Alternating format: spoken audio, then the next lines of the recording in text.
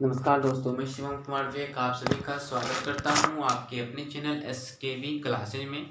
कल की सुर्खियों से बने हुए ऐसे महत्वपूर्ण तथ्य जिसके बारे में विशेष हम लोग चर्चा करेंगे, जो कि एग्जाम के दृष्टिकोण से महत्वपूर्ण है। तो ये स्टार्ट करते हैं। हमारा पहला प्रश्न है, भारतीय मूल की कमला हैरिस किस देश की पहली महिला उपराष्ट्रपति बनी है? तो इसका राइट आंसर हो जाएगा अमेरिका। अमेरिका की जो कि भारतीय मूल की है, कमला हैरिस उपराष्ट्रपति बनी है।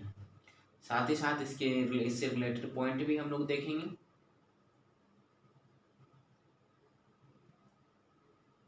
चलिए, इंपॉर्टेंट पॉइंट।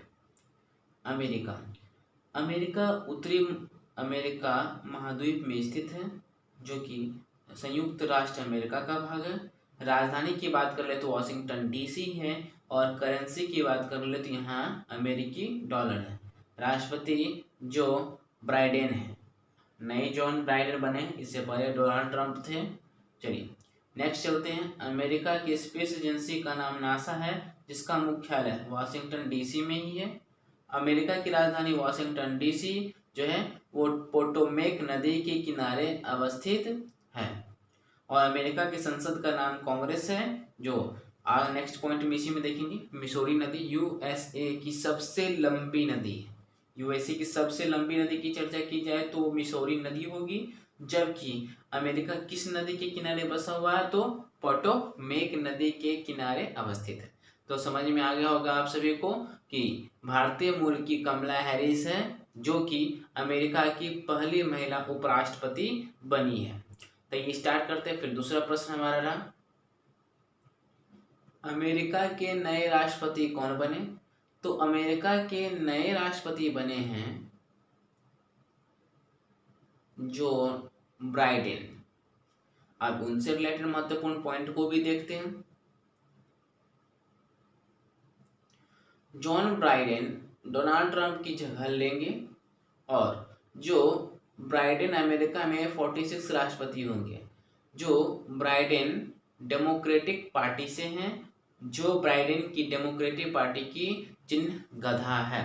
देखिए, जैसा कि पिछले बार देखा गया कि डोनाल्ड ट्रंप थे, और डोनाल्ड ट्रंप से उनसे पार्टी भी पूछा गया था। हो सकता है कि मे भी एग्जाम है, और एग्जाम को दृष्टिकोण में देखते हुए हो सकता है पूछा जा सके कि हाल ही में अमेरिका के राष्ट्रपति बने हैं वो किस पार्टी से है, इसका चुनाव चिन्ह क्या है, या उसकी क्या में पोजीशन है, ये प्रश्न पूछा जा सकता है। आई होप कि आप समझ में आ गया होगा। चलिए नेक्स्ट प्रश्न है हमारा, प्रधानमंत्री नरेंद्र मोदी ने किस राज्य में रो पैक्स टर्मिनल का उद्घाटन किया है? रो पैक्स टर्मिनल का उद्घाटन किया है, तो इसका राइट आंसर हो जाएगा गुजरात। अब चलिए इससे भी रिलेटेड पॉइंट हम देख लेते हैं। रो पैक्स जो होता है वो रोल ऑफ पैसेंजर के लिए। प्रधानमंत्री नरेंद्र मोदी ने वीडियो कॉन्फ्रेंसिंग के माध्यम से गुजरात के हजीरा में रीपैक्स टर्मिनल का उद्घाटन किया है, और साथ ही हजीरा एवं घोघा के बीच रो पैक्स सेवा की शुरुआत की है। चलिए नेक्स्ट है कि इस टर्मिनल में प्रशासनिक कार्यालय, इमारत, पार्किंग क्षेत्र, सब स्टेशन और वाटर टावर जैसी कई सुविधाएं उपलब्ध होंगी। अब आया है गुजरात। तो गुजरात के बारे में हम लोग देखते हैं।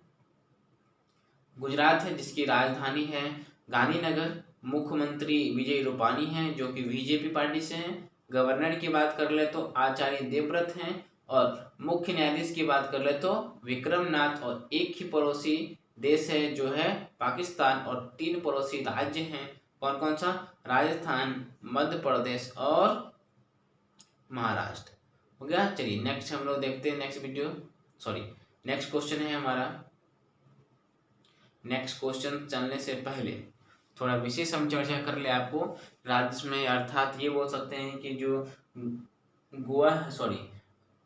गुजरात है उस गुजरात को ध्यान रखते हुए कुछ महत्वपूर्ण पॉइंट जो एग्जाम में बन सकते हैं। तो लोकसभा की सीटों की संख्या इसमें थोड़ा देख लेते हैं। तो गुजरात में जो लोकसभा की सीटों की संख्या है वो 26 है, राज्यसभा की सीटों की संख्या 11 है, और विधानसभा की सीटों की संख्या 182 है। चलिए गुजरात में समुद्री तट सीमा रेखा सबसे लंबी है। दूसरा, Gir forest national park, black buck national park, वसंदा national park, gulf Kutch marine national park, यह सभी गुजरात के महत्वपूर्ण नेशनल पार्क हैं। कर्क रेखा भारत के गुजरात राज्य से होकर गुजरती है और कर्क रेखा भारत के 8 राज्यों से होकर निकलती है। यह गुजरात, राजस्थान, मध्य प्रदेश, छत्तीसगढ़, झारखंड, पश्चिम बंगाल, त्रिपुरा और मिजोरम है। गुजरात राज्य की लोक नृत्य की बात कर ले तो डांडिया, भवई, टिप्पणी, पदर और गढ़वा हैं, जो कि वहाँ की गुजरात की राज्य के लोक नृत्य भी हैं। अब स्टार्ट करते हैं। हमारा चौथा प्रश्न है कि हैप्पीनेस ऑल अराउंड नामक पुस्तक लिखने वाली कम उम्र की लेखिका कौन बन गई है? पुस्तक का नाम है हैप्पीनेस ऑल अराउंड, जिसको लिखा गया है अभिजीता गुप्ता के द्वारा। अब विशेष चर्चा कर ले अभिजीता गुप्ता के बारे में। तो 7 वर्ष की अभिजीता गुप्ता ने अपनी पहली किताब हैप्पीनेस ऑल अराउंड को लिखने वाली सबसे कम उम्र की लेखिका बन गई है। अभिजीता गुप्ता को एशिया बुक ऑफ रिकॉर्ड्स और इंटरनेशनल बुक ऑफ रिकॉर्ड्स में सम्मानित किया गया है। हमारा अगला प्रश्न है अंतर्राष्ट्रीय रेडियोलॉजी दिवस, इंटरनेशनल रेडियोलॉजी डे कब मनाया जाता है? साइड में आप इमेज देख पा रहे होंगे। तो इसका राइट आंसर हो जाएगा 8 नवंबर। 8 नवंबर को जो है अंतर्राष्ट्रीय रेडियोलॉजी दिवस मनाया जाता है। अब इनसे जुड़े महत्वपूर्ण पॉइंट को हम लोग देख लेते हैं कि 1895 ईस्वी में विल्हेम कॉनराड रोंगटन ने एक्सरे या एक्स विकिरण यानी एक्सरे की खोज की थी एवं एक्स विकिरण की खोज के उपलक्ष्य में अंतर्राष्ट्रीय रेडियोलॉजी दिवस मनाया जाता है। तो अंतर्राष्ट्रीय रेडियोलॉजी दिवस क्यों मनाया जाता है? तो 1895 ईस्वी में विलियम कॉनराड रोंगटन ने एक्स किरण यानी एक्सरे की खोज की थी, इसलिए एक्स किरण की खोज के उपलक्ष्य में ही अंतर्राष्ट्रीय रेडियोलॉजी दिवस मनाया जाता है। नेक्स्ट है कि इस दिवस को मनाने का उद्देश्य क्या है? तो रेडियोलॉजी के बारे में लोगों की जागरूक करना है। अंतर्राष्ट्रीय रेडियोलॉजी दिवस 2020 की जो थीम रखी गई है, जो लोगो रखा गया, उसका नाम है कार्डिक इमेजिनिंग। चलिए अगला प्रश्न है हमारा, किस बैंक ने संपर्क सहित क्रेडिट कार्ड को लॉन्च करने के लिए पेटीएम के साथ साझेदारी की है? तो इसका राइट आंसर हो जाएगा एसबीआई। एसबीआई के साथ क्या किया है? बैंक ने संपर्क सहित क्रेडिट कार्ड लॉन्च करने के लिए पेटीएम के साथ साझेदारी की है। तो आप इस साइड देख पा रहे होंगे। चलिए नेक्स्ट चलते हैं। इसी से रिलेटेड कुछ महत्वपूर्ण तथ्य भी हैं, उसके बारे में विशेष चर्चा करते हैं। सबसे पहले इंपॉर्टेंट फैक्ट में है, उसको देख लेते हैं कि इस कार्ड की मदद से हर तरह की डिजिटल पेमेंट का भुगतान किया जा सकेगा। दूसरा, संपर्क सहित भुगतान या अंतर्राष्ट्रीय भुगतान बंद करना जैसे सुविधाएं उपलब्ध होगी। एसबीआई या एसबीआई से रिलेटेड पॉइंट को भी देख लेते हैं। स्टेट बैंक ऑफ इंडिया, इसका फुल फॉर्म हो गया भारतीय राष्ट्रीय बैंक। स्थापना हुआ 1 जुलाई 1955 को, मतलब नेशनलाइज्ड के रूप में। और दूसरा इंपॉर्टेंट पॉइंट कि इसका मुख्यालय की बात कर ले तो मुंबई, और पुराना नाम इंपीरियल बैंक ऑफ इंडिया था। और टैग लाइन जिसका है the banker of every India. अध्यक्ष की बात कर ले तो पहले थे रजनीश कुमार, अब बन गए हैं दिनेश कारा। एमडी जो है मैनेजमेंट डायरेक्टर वो अश्विनी भाटिया। नेक्स्ट प्रश्न है, कौन सा देश 2021 में फॉर्मूला 1 रेस की मेजबानी करेगा? तो इसका राइट आंसर हो जाएगा सऊदी अरब। सऊदी अरब जो है फॉर्मूला 1 रेस की मेजबानी करेगा। अब इनसे रिलेटेड महत्वपूर्ण पॉइंट को भी देखेंगे। तो फॉर्मूला 1 रेसिंग आप देख पा रहे होंगे कि ये किस प्रकार का रेस होता है। चलिए इंपॉर्टेंट पॉइंट, सऊदी अरब जो 2021 में फॉर्मूला 1 रेसिंग की जो मेजबानी करने जा रहा है वो जेदा में होगा। अर्थात ये बोल सकते हैं कि सऊदी अरब की जेदा एक क्षेत्र है जहाँ पे 20 या 21 फॉर्मूला रेस का मेजबानी करेगी। नेक्स्ट है सऊदी अरब आया, उसके बारे में देखते हैं कि सऊदी अरब जो है एशिया महाद्वीप में अवस्थित है। राजधानी कहाँ है? तो रियाद है। करेंसी की बात कर ले तो सऊदी रियाल है। और प्रधानमंत्री शाह सलमान है।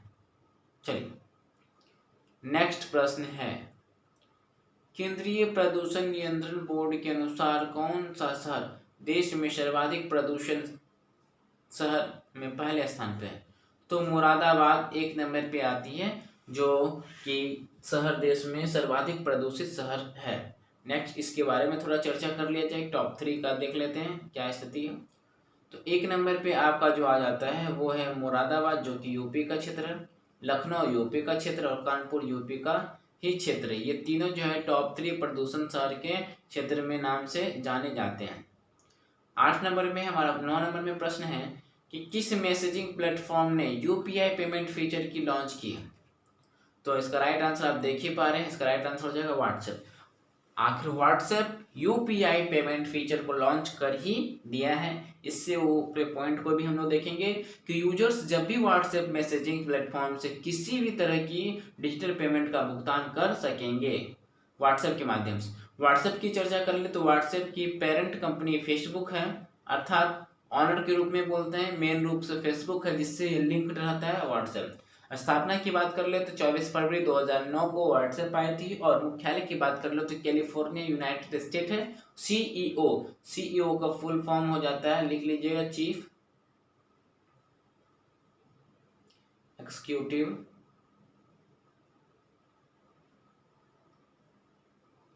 ऑफिसर। चलिए नेक्स्ट 10 नंबर में प्रश्न है हमारा कि बांग्लादेश ने 3 करोड़ कोविड-19 वैक्सीन एकत्र करने के लिए किस भारतीय कंपनी के साथ समझौता ज्ञापन पर हस्ताक्षर किया है? तो इसका राइट आंसर हो जाएगा सीरम इंस्टीट्यूट ऑफ इंडिया।